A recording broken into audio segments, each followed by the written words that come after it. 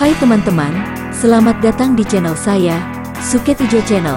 Sebelum kita lanjut ke ceritanya, Suket Ijo Channel ingin berbagi info buat teman-teman sekalian yang sedang membutuhkan sneakers, kaos dan sendal dengan harga yang murah tapi dengan kualitas yang baik. Silahkan kunjungi toko kami, Ravania Lariskan, dan link akan kami sertakan di deskripsi. Berikut sebagian produk-produk yang kami tawarkan.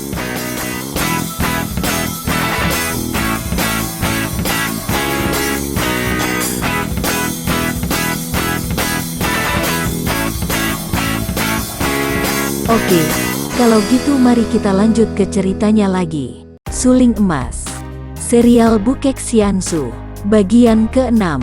Dari balik perahu besar itu Kui Seng melihat jelas betapa Wesio tinggi besar itu sekali menggerakkan kaki telah melayang naik ke atas papan dek tanpa menimbulkan guncangan sedikit pun juga. Kui Seng kaget dan kagum. Wesio ini benar-benar memiliki ilmu yang tinggi. Ketika ia memandang ke perahu Wesio tadi, ia merasa muak. 5 orang wanita pelacur yang memakai bedak tebal itu dalam keadaan setengah telanjang dan awut-awutan rambutnya, tertawa cekikikan dan bersenda gurau. Agaknya sudah mabok semua. Perahunya yang tidak dikuasai oleh Wesio telah oleng ke kanan kiri tanpa diketahui 5 orang pelacur mabok. Karena merasa muak, Kui Seng tidak mempedulikan mereka dan ia kembali memandang ke arah Wesio yang berdiri kokoh seperti batu karang di atas papan dek perahu besar. "Heh, hartawan Silim," Wesio itu berseru dan suaranya yang parau keras itu menembus desir angin. "Lekas serahkan Ang Xiao Hua kepadaku, kutukar dengan 5 orang yang berada di perahuku." Tiba-tiba dari pintu bilik perahu besar itu meloncat seorang laki-laki tinggi kurus yang mengenakan pakaian ringkas dan punggungnya terhias sebatang golok. Gerakan laki-laki ini ringan dan cepat, tahu-tahu ia sudah berdiri di depan Wesio itu dengan mata berkilat. "Wesio jahat dari mana berani mengganggu kesenangan kami? Apakah kau sahabat dari si jahanaman Lohou yang kulempar ke dalam air?" Wesio itu memandang sejenak lalu tertawa. "Aku tidak tahu itu Lohou, dan tidak kenal pula tikus kecil macammu. Aku hanya datang untuk mengambil Ang Xiao Hua, kutukar dengan 5 pelacur itu." Wanita macam Ang Xiao Hua yang disebut-sebut kembang pelacur di telaga ini patut mengawaniku bersenang-senang. Lekas suruh dia keluar dan berikan kepadaku sebelum perahu ini ku bikin tenggelam berikut semua penumpangnya. Wesio sesat. "Pergilah." Si jangkung kurus menerjang maju dengan gerakan kilat. Cepat sekali gerakannya dan Kui Seng yang menonton tahu bahwa si jangkung itu memiliki ilmu silat tangan kosong yang cukup hebat. Wesio ini mencari penyakit, pikirnya. Penghuni perahu besar itu ternyata bukan orang-orang lemah. Pukulan si jangkung itu selain cepat, juga jelas mengandung tenaga yang besar. Tampak gerakannya begitu mantap dan sekali pukul, kedua tangan si jangkung itu secara berbareng menyerang dada dan lambung. Anehnya, Wesio tinggi besar itu masih tertawa, sama sekali tidak mengelak. Celaka, pikir Kui Seng, betapapun lihainya, mana Wesio itu akan dapat menahan pukulan yang mengandung tenaga dalam itu. 2 buah pukulan itu tepat mengenai dada dan lambung. Si Wesio malah tertawa bergelak, sedikit pun tidak terpengaruh 2 pukulan itu. Sejenak si jangkung terbelalak kaget, kemudian tampak sinar bergulung ketika ia mencabut goloknya dan membacok dengan cepat mengarah ke leher. "Celaka," kata Kui Seng, akan tetapi kali ini ia menyebut celaka bukan untuk si Wesio karena segera ia maklum bahwa Wesio itu benar-benar memiliki sinkang, tenaga sakti, yang amat tinggi dan pencabutan golok oleh si jangkung itu hanya akan berarti celaka bagi si jangkung. Memang tidak berlebihan penafsiran Kui Seng ini. Hanya sedikit menggerakkan tubuhnya si Wesio sudah mampu mengelak, dan sebelum si jangkung sempat menyerang lagi, tubuhnya sudah tertangkap dan sekali melontarkan tangkapannya sambil tertawa, Wesio tinggi besar itu sudah melempar lawannya jauh keluar perahu. Air muncrat tinggi dan si jangkung megap-megap dalam usahanya menyelamatkan diri. "Wesio keparat, berani kau memukul suteku, adik seperguruanku." Kini muncul seorang pendek gemuk dengan sebatang toya, tongkat panjang melintang di tangan. Tanpa menanti jawaban, si gemuk ini sudah menggerakkan toyanya menghantam leher Wesio itu. Sebagai kakak seperguruan si jangkung tadi, dapat dibayangkan betapa hebat serangan si gemuk pendek ini. Batu karang yang kuat agaknya akan pecah terkena pukulan toya baja itu. Namun, si Wesio sama sekali tidak mengelak, hanya miringkan tubuh dan menerima hantaman toya itu dengan pangkal lengannya. Si Wesio masih tertawa-tawa dan kedua lengannya bergerak. Tahu-tahu si gemuk memekik keras dan tubuhnya terlempar keluar perahu. Kembali terdengar air menjebur dan tubuh gemuk itu tenggelam timbul. Agaknya lebih parah lukanya daripada sutenya. Hebat, diam-diam Kui Seng terkejut dan kagum. Perhatiannya kini tertuju pada Wesio itu sambil mengingat siapa gerangan Wesio yang demikian lihainya itu. Terang bahwa kepandaian dua orang yang dikalahkannya secara mudah tadi cukup tinggi, dan hanya seorang sakti saja yang dapat mengalahkan mereka dengan sekali gebrakan. Akan tetapi kalau memang Wesio ini seorang tokoh sakti, mengapa sikap dan kelakuannya begitu gila-gilaan? Sama sekali tidak patut dilakukan oleh seorang tokoh sakti yang terkenal. Merampas seorang pelacur, benar-benar mengherankan sekali. Sementara itu, dari dalam bilik perahu sudah berloncatan 3 orang laki-laki. Usia mereka rata-rata 40 tahun lebih, dan ketiganya memegang pedang. Gerakan-gerakan mereka pun cepat dan ringan, malah agaknya lebih cekatan daripada 2 orang yang sudah kalah oleh si Wesio. Begitu keluar, mereka serentak mengurung dan menyerang Wesio itu dengan pedang mereka. Kui Seng melihat Wesio itu tertawa, akan tetapi segera perhatiannya tertarik oleh kejadian lain. Ia melihat seorang wanita berpakaian merah muda berlari-lari ke pinggir perahu besar itu, lalu wanita itu meloncat ke air. Biur air muncrat tinggi dan tubuh wanita itu lenyap. Celaka, untuk ketiga kalinya selama beberapa menit itu Kui Seng menyebut celaka, akan tetapi ia cepat mendayung perahunya ke arah terjunnya si pakaian merah tadi. Selagi ia hendak menyelam, tiba-tiba wanita itu muncul dan legalah hati Kui Seng melihat bahwa wanita itu ternyata pandai berenang. Ah, benar-benar pelacur yang aneh, sampai berenang pun pandai. Pelacur itu memang bukan lain adalah Ang Xiao Hua yang kini berenang cepat ke arah perahu Kui Seng. Kongcu yang pandai bersuling, kau tolonglah aku yang bernasib malang, katanya sambil berusaha mengangkat tubuh memegang pinggir perahu. Akan tetapi beberapa kali usahanya tak berhasil karena pinggiran perahu itu terlampau tinggi dari permukaan air. Kui Seng lalu mengulur tangannya dan menarik tubuh wanita itu ke dalam perahunya. Ia memandang, kagum. Memang patut dikagumi wanita ini. Pakaiannya basah kuyup dan karena pakaian ini terbuat daripada sutera tipis dan halus, maka kini tercetaklah tubuhnya membayangkan bentuk tubuh yang padat ramping, dengan lekuk lengkung sempurna, tubuh seorang wanita muda yang sudah masak. Kenapa kau meloncat ke air? Kui Seng bertanya, menekan gelora jantungnya yang membuat darah mudanya yang bergerak lebih cepat daripada biasanya. Ah, Wesio demikian hebat. Kalau aku dirampasnya bagaimana nasibku? Lim Wangwei yang sudah tua dan pendekar-pendekar itu semua bersikap sopan kepadaku, akan tetapi belum tentu Wesio itu begitu baik sikapnya. Ah, Kongcu, kau tolonglah aku, biarlah aku akan mengerjakan apa saja yang kau kehendaki untuk membalas budimu ini. Sambil berkata demikian, Ang Xiao Hua mendekat dan bau harum menerjang hidung Kui Seng yang tertegun melihat wanita itu tersenyum manis dan mengerling penuh arti. Aku bersedia menolong, tapi aku tidak menghendaki apa-apa darimu, jawabnya gagap sambil menggerakkan dayung. Wanita di belakangnya menarik napas panjang.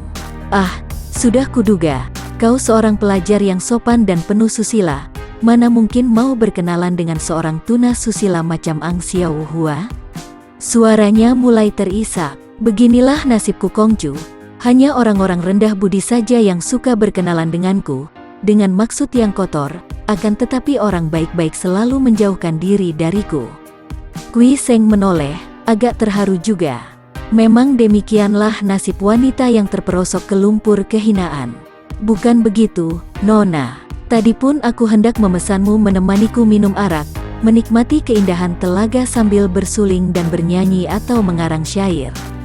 Akan tetapi karena kau telah disewa hartawan itu, Aku berperahu seorang diri. Hanya perlu kau ketahui bahwa aku sekali-kali bukan menolongmu karena hendak minta upah. Nih, kau pakai jubah luarku untuk menahan dingin dan angin. Kita harus pergi cepat-cepat dari sini. Setelah melemparkan jubah luarnya untuk dipakai berselimut Ang Xiao Hua, Kui Seng cepat mendayung perahunya. Akan tetapi di atas perahu besar terdengar suara berkerontangan. Disusul pekik-pekik kesakitan dan berturut-turut tubuh 3 orang jago silat itu pun terlempar ke dalam telaga. Bahkan orang ketiga terlempar ke arah perahu Kui Seng disusul bentakan Wesio itu yang parau dan nyaring. Ah, Ang Xiao Hua kembang pelacur. Kau hendak lari kemana? Tak boleh lari sebelum melayaniku sampai puas. Melihat menyambarnya tubuh orang ke arah perahunya, Kui Seng menggerakkan dayung sehingga perahunya menyeleweng mengelak dan tubuh orang itu terbanting ke dalam air, hanya 3 kaki dari kepala perahunya. Air muncrat membasahi bajunya. Ah, celaka kita Kongcu, Ang Xiao Hua berseru ketakutan. Tubuhnya yang sudah dingin itu kini ditambah rasa takut mulai menggigil. Tak usah takut, kita akan minggir lebih dulu daripada dia, jawab Kui Seng sambil mengerahkan tenaga mendayung sehingga perahunya meluncur seperti anak panah terlepas dari busurnya. Ang Xiao Hua menengok dan melihat betapa Wesio yang menakutkan itu sudah meloncat ke dalam perahunya sendiri. Sekali ia menggentakkan perahu, 5 orang pelacur yang mabok-mabokan di dalam perahu itu terlempar ke dalam air pula. Menjemukan, tinggallah kalian di air, kata Wesio itu sambil tertawa bergelak dan mulailah ia mendayung perahunya mengejar perahu Kui Seng. Sementara itu, para penghuni perahu sibuk menolong 5 orang jago silat, dan juga 5 orang pelacur yang menjerit-jerit dan gelagapan seperti 5 ekor anak ayam terlempar ke air. Kongcu, dia mengejar, Ang Xiao Hua memeluk pinggang Kui Seng dari belakang. Bau harum dan kelunakan tubuh yang merapat di punggungnya membuat Kui Seng meramkan matanya dan menahan napas. Diam-diam hatinya mengeluh. Usianya sudah 22 dan belum pernah ia berdekatan begini dengan seorang wanita. Getaran yang menggelora di jantungnya melemahkan tenaga sakti sehingga kurang cepat ia mendayung perahu. Hei, orang muda tolol. Apakah kau bosan hidup? Berhenti dan berikan gadis itu kepadaku. Suara Wesio itu melengking di telinganya. Akan tetapi Kui Seng tidak peduli dan cepat ia mengerahkan tenaga mendayung perahunya. Kau ingin mampus? Suara ini disusul oleh desir angin ke arah kepala Kui Seng. Maklum bahwa ada benda menyambar, Kui Seng mengibaskan tangannya dan dari ujung lengan bajunya menyambar angin yang memukul runtuh benda itu yang ternyata adalah sekepal kayu, agaknya gagang dayung yang diremas hancur oleh Wesio hebat itu. Kui Seng maklum bahwa kali ini ia menghadapi lawan yang amat tangguh, mungkin lawan yang paling tangguh yang selama hidupnya pernah ia hadapi. Dengan adanya Ang Xiao Hua di dalam perahu, tentu saja hal ini berarti melemahkan kedudukannya sendiri. Apabila terjadi pertandingan melawan Wesio Kosen itu, apalagi kalau diingat bahwa Wesio itu memang bermaksud merampas Ang Xiao Hua. Selain itu juga, bertanding di atas perahu amatlah berbahaya. Kepandaiannya di atas air hanya terbatas dan sekali jatuh ke dalam air, takkan ada gunanya lagi. Inilah sebabnya maka Kui Seng segera mengerahkan tenaga sekuatnya, sehingga perahunya meluncur lebih cepat lagi meninggalkan perahu Wesio yang mengejarnya. Sesampainya di pinggir telaga, Kui Seng cepat menarik lengan Ang Xiao Hua dan diajaknya melompat ke darat, lalu berkata lirih, "Nona, cepatlah, kau lari dari sini." Tapi kau bagaimana Kongcu? Jangan pikirkan aku, lekas lari. Kui Seng mendorong wanita itu dalam gelap. Kemudian ia meloncat lagi ke dalam perahunya dan mendayung ke bagian lain dari tepi telaga itu untuk menyesatkan perhatian si Wesio terhadap Ang Xiao Hua. Usaha dan akalnya ini berhasil baik, karena perahu Wesio itu terus mengikutinya. Setelah mendekat kemudian terdengar Wesio itu berseru keras. "Bocah setan, sekali ini aku tidak akan memberi ampun kepadamu." Akan tetapi, karena Ang Xiao Hua sudah terbebas, kini Kui Seng tidak melarikan diri lagi. Ia berdiri di kepala perahunya, berkipas-kipas diri sambil menanti dekatnya perahu si Wesio. Setelah dekat ia berkata, Lo Suhu, seorang beribadat seharusnya mengekang nafsu memupuk kebajikan agar menjadi contoh bagi orang banyak. Mengapa Lo Suhu malah mengejar-ngejar seorang pelacur dan hendak merampasnya dengan paksa dan memukul orang mengandalkan kepandaian? Suara Kui Seng sopan dan halus akan tetapi di dalamnya mengandung teguran pedas. Hehehehe, bocah yang masih bau susu ibu. Macam engkau ini hendak memberi kuliah kepada Ban Pilocia? Hehehe. Ucapan diselingi tawa ini lalu diikuti bunyi keras seperti petir menyambar-nyambar di atas kepala Kui Seng dan tampaklah sinar hitam melecut-lecut di udara. Kiranya kakek itu sudah mengeluarkan sebatang cambuk hitam yang bermain-main di atas kepala Kui Seng, seperti seekor ular hidup yang ganas. Kui Seng kaget setengah mati mendengar disebutnya nama Ban Pilocia, Dewa Locia berlengan selaksa. Nama ini adalah nama seorang tokoh yang tak pernah atau jarang sekali muncul di dunia Kang O, namun yang terkenal sebagai tokoh yang amat jahat, keji dan memiliki kesaktian hebat. Kabar tentang tokoh ini yang ia dengar paling akhir adalah bahwa Ban Pilocia menghilang di utara, di daerah Hitan, karena memang ada berita bahwa dia mempunyai darah bangsa Hitan. Bagaimana tokoh ini dapat muncul secara tiba-tiba di tempat ini? Kekagetan dan keheranan hati Kui Seng inilah agaknya yang membuat ia lengah sehingga ketika ada gulungan sinar hitam menyambar, ia hanya miringkan tubuhnya dan tahu-tahu pinggangnya sudah terlibat cambuk yang bergerak seperti ular. Ketika Ban Pilocia menggerakkan tangan kanannya, tubuh Kui Seng melayang seperti terbang, terbawa oleh ujung cambuk. Kui Seng terkejut, namun ia dapat menenangkan hati dan mencari akal. Dengan kipas di depan dada untuk melindungi diri, ia mengerahkan Sin Kang di tubuhnya untuk menahan tekanan ujung cambuk yang melilit pinggangnya. Kemudian ia membiarkan dirinya terlempar melayang ke arah Ban Pilocia yang berdiri di atas perahu sambil menyeringai. Orang gendut itu ternyata amat memandang rendah terhadap Kui Seng yang dianggapnya seorang pelajar yang tahu sedikit akan ilmu silat, maka ia bermaksud mempermainkannya. Akan tetapi alangkah kaget hati raksasa gundul ini ketika tubuh Kui Seng sudah melayang ke dekatnya. Tiba-tiba angin pukulan yang hebat bertiup dari kipas, disusul totokan kilat yang menuju ke jalan darah di lehernya, dilakukan oleh gagang kipas itu. Begitu cepatnya gerakan ini sehingga hampir saja jalan darah Tiong Chu Hiat di lehernya tertotok. Ketika raksasa itu mengelak ke belakang, tahu-tahu kaki Kui Seng sudah menotol pundaknya, dan menggunakan pundak raksasa ini sebagai batu loncatan. Kui Seng mengerahkan tenaganya dan melompat sambil mengerahkan tenaga pada pinggang untuk membebaskan diri daripada libatan ujung cambuk. Usahanya berhasil. Ban Pilocia berseru heran dan tubuh Kui Seng sudah melayang kembali ke atas. Tepat tiba di gerombolan pohon kembang di pinggir telaga yang cepat disambarnya dan dengan ayunan indah tubuh pemuda itu sudah berada di darat, berdiri dengan tenang, dan dengan kipas di tangan sambil memandang ke arah lawan yang masih berada di atas perahunya. Kau boleh juga, bocah.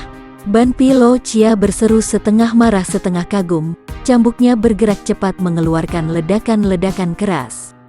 Ternyata cambuk itu memukul air di pinggir perahu dan bagaikan didorong tenaga gaib, perahunya meluncur cepat sekali ke pinggir telaga, kemudian sekali meloncat raksasa itu sudah melayang dan tiba di depan Kui Seng. Dua orang ini kini berhadapan dan saling memandang penuh perhatian. Bulan bersinar terang bersih, indah sekali akan tetapi di dalam keindahan itu tersembunyi kengerian yang ditimbulkan oleh pandang mata kedua orang yang saling bertentangan ini. Pinggir telaga sudah sunyi karena mereka yang mendengar tentang Wesio tinggi besar yang mengamuk, sudah melarikan diri cepat-cepat, akan tetapi ada pula beberapa orang yang bersembunyi dan melihat dua orang itu berhadapan dari jauh. Ban Pilocia, sudah lama sekali aku mendengar namamu, dan ternyata keadaanmu cocok benar dengan namamu, kata Kui Seng yang kini sudah mengeluarkan suling bambu yang tadi ditiupnya dan memegang suling itu di tangan kanannya, sedangkan kipasnya ia pegang di tangan kiri. Ia maklum bahwa menghadapi seorang sakti seperti ini, ia harus dibantu sulingnya, karena hanya dengan kipas saja kiranya belum tentu ia akan dapat mencapai kemenangan. Heh, kau mengenalku, dan kau bilang cocok, seakan-akan kau telah mengenalku baik-baik. Orang muda lancang, keadaanku yang bagaimana kau sebut cocok dengan namaku? Kau terkenal sebagai tokoh sakti yang aneh. kejam, keji dan memuja kejahatan, mengandalkan kepandaian. Nah, bukankah cocok benar dengan perbuatanmu sekarang? Wah, sombong, bocah bermulut lancang, siapa namamu? Aku Kuiseng, datang tidak menonjolkan nama, pergi tidak meninggalkan nama, hanya suling dan kipas ini yang kubawa.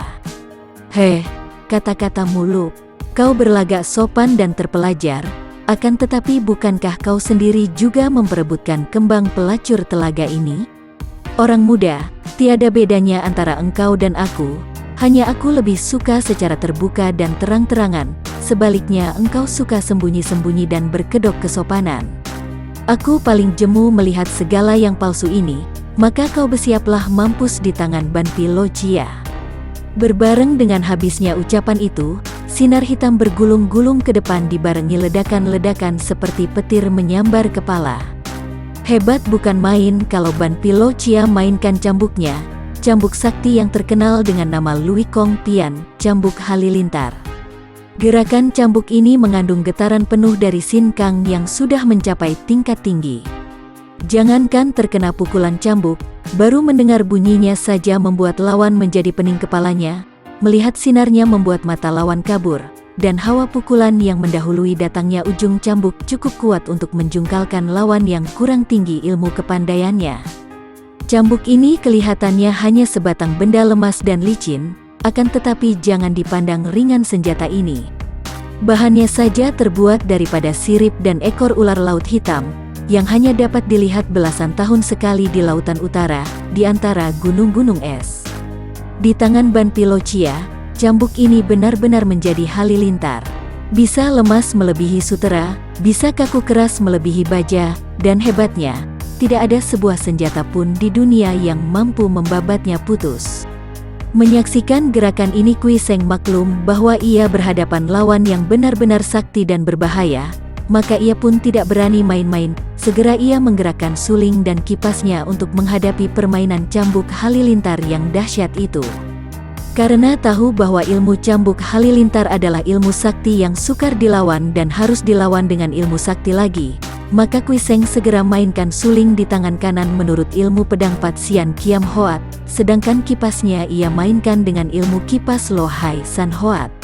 Ilmu pedang Pat Sian Kiam Hoat, 8 dewa, dan ilmu kipas Lo Hai San Hoat, mengacau lautan, telah menjadi ilmu silat yang sakti dan hebat setelah ia menerima petunjuk-petunjuk dari seorang manusia dewa, yaitu Bukek Xiansu, beberapa tahun yang lalu di puncak pegunungan Himalaya. Kuiseng tak pernah bertemu tanding yang dapat mengalahkannya. Dan sekarang menghadapi Ban Pilo Chia yang demikian sakti, terpaksa ia mengeluarkan dua ilmunya yang dimainkan dengan lincah dan penuh mengandung tenaga Sin Kang. Sulingnya ketika ia gerakan mengeluarkan bunyi melengking tinggi, lengking yang dapat memecahkan anak telinga lawan dan tepat sekali dipergunakan untuk melawan pengaruh suara cambuk yang menggelegar. Adapun kipasnya mengeluarkan angin amat kuat yang menyembunyikan totokan-totokan maut oleh ujung gagang kipas yang 2 buah banyaknya. Sesungguhnya, kipas inilah yang merupakan senjata penyerang Kuiseng sedangkan sulingnya lebih banyak menjadi senjata penahan atau pelindung, dengan suaranya yang menahan pengaruh suara cambuk dan gerakannya yang menangkis datangnya ujung cambuk. Kalau Kuiseng tidak merasa heran menyaksikan kehebatan ilmu cambuk lawannya, sebaliknya Ban Pilo Chia kaget dan heran bukan main menyaksikan gerakan lawan. Raksasa gundul ini tadinya memandang rendah kepada Kuiseng yang masih muda dan bersikap seperti seorang pelajar. Sama sekali ia tidak menyangka bahwa pemuda itu demikian hebat. Bagi teman-teman yang menyukai video ini, silahkan subscribe, share, and like. Jangan lupa nyalakan bunyi loncengnya untuk mendapatkan video-video terbaru dari kami, agar kami terus bersemangat dalam membuat video-video yang menarik. Mohon maaf kalau masih banyak kesalahan di sana-sini. Semoga kedepannya kami bisa lebih baik lagi. Terima kasih.